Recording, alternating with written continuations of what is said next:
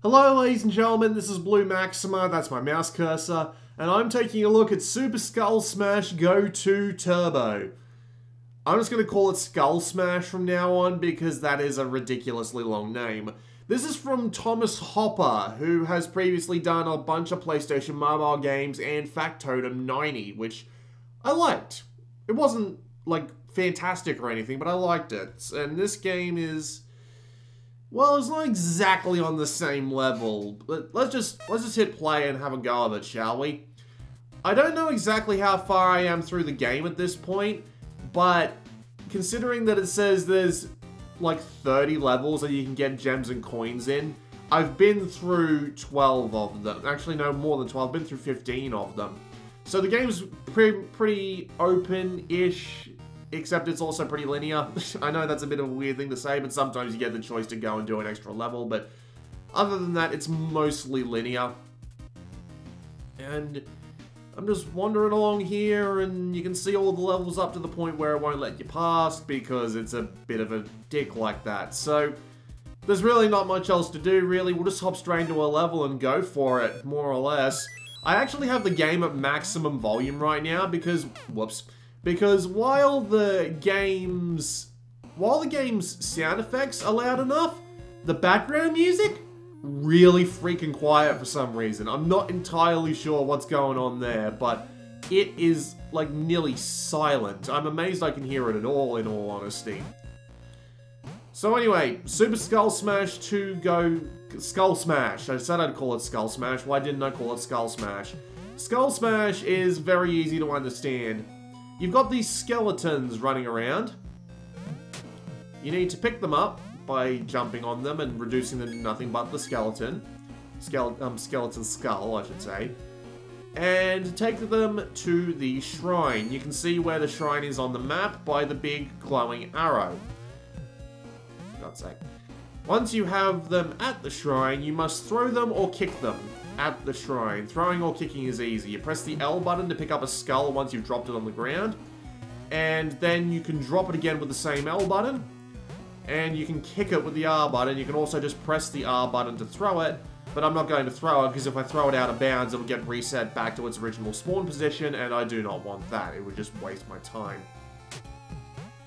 There are other enemies to worry about. There are skeletons. See, there's a throw that I absolutely fucked up. Now I have to go back and grab the skull again, but as you can see, he's just dropped right there. So that's why I said I didn't want to throw them, but you can see that how throwing works. But yes, that is pretty much the entire game. There are some collectibles. As you can see, there are coins floating around, but the coins don't actually do anything, as far as I can tell, other than, you know, be a collectathon thing. And there is also a hidden gem in every level, although I use hidden very lightly. I'm talking hidden as in it's pretty much like in plain sight 95% of the time, and is incredibly easy to get. It's nothing. It's absolutely nothing. Like, see, there it is. There is probably a way up and around there, and I'm going to have to go all the way back up to get another one of those skulls, which is annoying. Fucking hell. You know, in most platformer games... oh, it is actually there. Never mind. I never fucking noticed. I'm so used to those fucking view controls being on the right stick. Anyway. Yeah, this is pretty much the entire game in a nutshell. I'm not even joking. Like, this is seriously it. The coins don't do anything. The gems don't do anything. They're just little collectathon things, and that's pretty much it. Like, I really don't know what else there is to it. I'm gonna have to go back down, aren't I? You have the ability to run around. You can hold the X button down to change the height of your jumps, but this is all really basic stuff that shouldn't really be a surprise to anyone who's played a platformer before. And that's pretty much it for the entire game. There are boss fights, but if I'm being honest, the boss fights aren't particularly great either. I wonder. Down kick. Nope, that doesn't count as actually getting the gem. Great. Now I'm going to have to go find where that skull went. Because he didn't respawn, so I'm assuming that he has made his way down the right side of that there. Jump. Get up and get smoked. Wonderful. That means I have to play through the entire level again. Great. It's not the worst thing in the world, considering that the levels themselves are like 5 minutes maximum, but every time you fail a level, you just feel yourself getting more and more frustrated, because the game is, in all actuality, incredibly simple. So when you do end up in a position where you have to replay a level more than a few times just because of the way the game is going about itself, it just gets more and more frustrating. I could have sworn I hit the X button there, but apparently I didn't. There is 1 or 2 more things. You've got... I said you've got boss fights, but the weird thing is, for whatever reason, they duplicated the second boss fight. Fuck's sake. Like, the second boss fight is more or less just the first boss fight again, but with less attacks. No, I'm not joking. That is basically the entire... That is basically the whole boss. I'm not sure what's going on there, but it's a thing.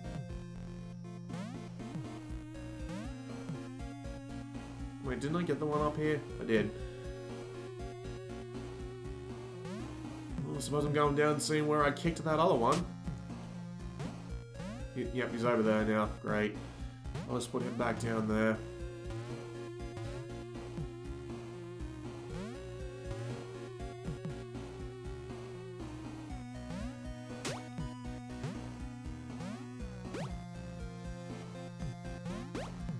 Nope, guess I have to go down this way.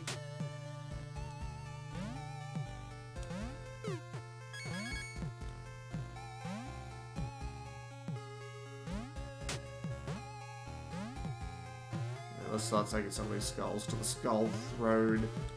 Christ, what was I saying before? I've completely lost my train of thought. Yeah, the bosses are... The 2 bosses I fought have basically been identical, except the second one had less attacks for some reason. And there is little puzzle stages you can do that will give you extra health. But they're incredibly simple, and the way health works in this game is actually kind of insane, too. Just as an example, you can see that right now, well, back when I first went into the level, I had 2.5 hearts. Now, the way this game works is everything you take is a heart of damage, which... Fuck! Alright, I'm going to a different level. No point sticking around on that one.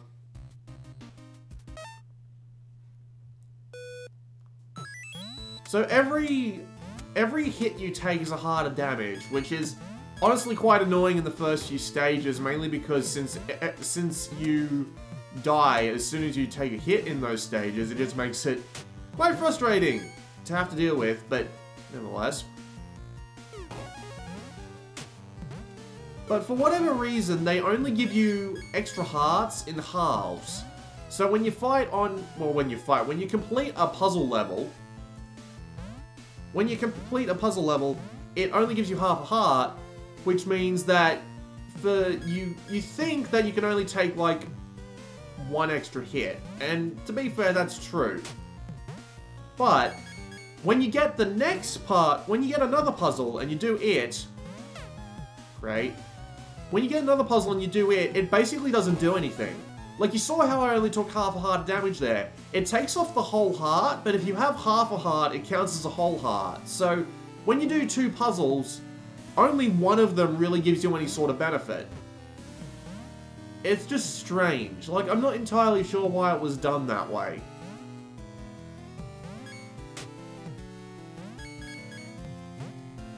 As far as I can tell, there's no online leaderboards, so there's no way to, like, race to see the best time anyone in particular has on a level.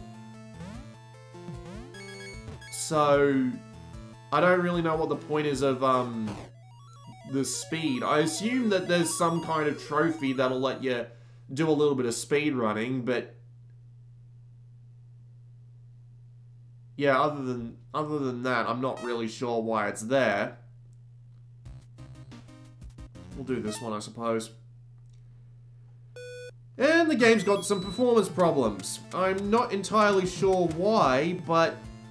I mean, this is one of the most simple games I've played on Vita in a while, and for whatever reason, it seems that the game just slows down if the levels are too big. And I really do not know why. It just seems against the point.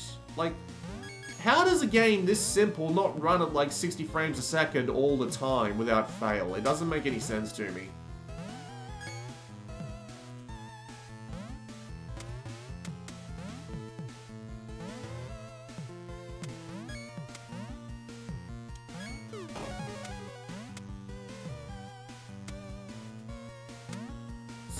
So yeah, it's honestly not that much of a game. I mean, it is a game. Don't get me wrong, but it's so lightweight. This game costs $10 on the PlayStation Store, and I actually checked that this time. So it's just for $10, you can get a hell of a lot more on the store. It hasn't got much in the way of gameplay mechanics. The collectathon elements seem completely pointless. The way you upgrade your health is weird. The fact that the first and the second boss are basically carbon clones of each other, just with less attacks the second time around, is really strange, even for a cheapo game. And I'm just not enjoying it that much. I've found it to be quite a bore ever since I picked it up. Considering that this is the most expensive game released on the store, this week at least, I'm bored. There's just not that much to it. It's not that hard. Like, it's not particularly easy, but it's so simple that it's frustrating when these simple traps just are enough to trip you up and make you repeat 3 minutes of an entirely boring and easy level otherwise. Not to mention the performance issues do seem to cause a bit of a bitch. Yep, and yep. As to be expected. We'll do this level here. Then we'll go fight the boss. And we'll just call it, I suppose. But just the game is boring. That's all I've really got to say about it. It is legitimately one of the most boring games I've played in quite some time, and weird little graphical glitch there, that line directly above my main character's head. That's a weird sprite alignment problem. I don't know if alignment is the right word to use for it, but yeah. I'm bored. I'm bored out of my mind. I've only been playing this for about like an hour, and I feel like I saw everything there was to see of this game in the first 20 minutes. They had one or two new things here or there from time to time, but it just feels like the same thing, and the same thing isn't particularly mechanically deep or interesting, so I don't see any reason to recommend it, unless it goes on sale for like $2.99. Like, yeah, this game is the perfect PlayStation Mobile game. But for $10 on... I actually never played the Skull Smash game that came out on PlayStation Mobile, funnily enough. But yeah, for $10, it's too much. Too much for something that is just so inherently simple. And it's frustrating, honestly. Because, I mean, a lot of people were looking forward to this, and I imagine a lot of people will enjoy it, but for me, it's just entirely too simple. I was expecting a lot more, but then again, the game's only 20 megabytes. It's amazing how much you can fit into 20 megabytes these days. Right, I have the feeling we're going to need to step on that guy at the right time, and I don't why did I fall through that platform? What's going on there? That's a weird little thing.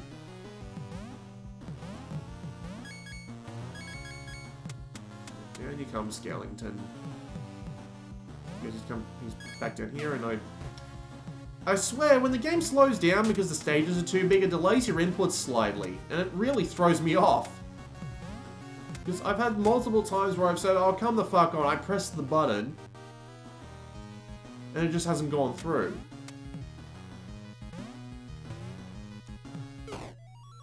Simple enough, I suppose, although I didn't get the gem or all the coins. Yeah, like, that is way slower than it should be. It should be a lot faster than that.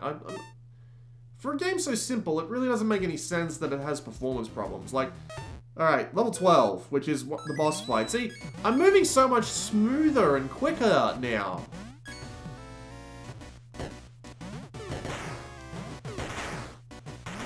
So it really doesn't make any sense that the relatively larger stages feel... They really do feel like they're playing in slow motion, the later stages. Really doesn't make much sense.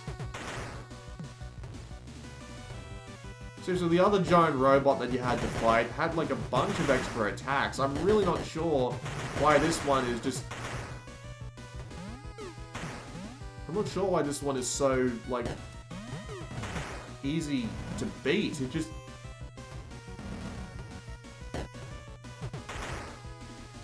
I mean, I know I've taken a hit already. But, frankly, I've lost the ability to care at this point.